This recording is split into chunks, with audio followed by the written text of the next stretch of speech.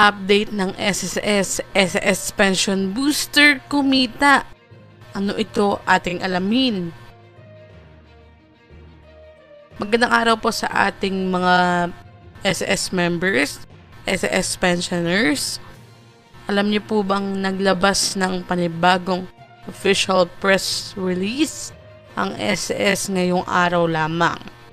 Inanunsyo ng ahensya na patuloy na maganda ang performance ng kanilang pension booster program or voluntary provident fund matapos magtala ng average na 6.2% return on investment or ROI mula noong January hanggang May 2026.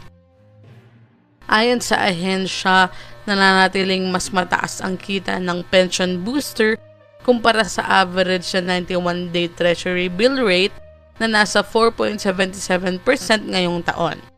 Noong 2025, umabot pa sa 6.83% ang naging kita ng programa.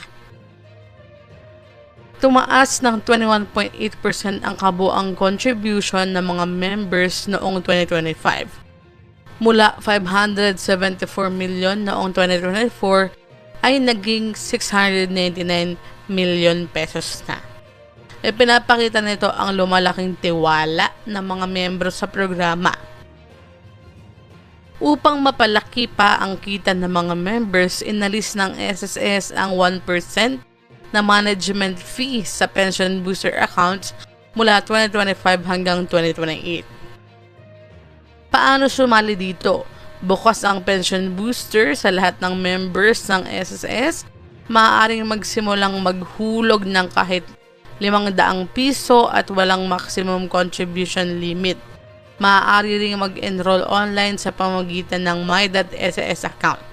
Paalala po ng SSS, hinimok ng SSS ang mga members na magsimulang mag-ipon upang mas maaga at manatiling naka-invest ng mas matagal upang mas mapakinabangan ang compounding growth at magkaroon ng mas magandang retirement fund sa hinaharap. Ano po inyong masasabi rito? Ang pension booster po ay voluntary po yan.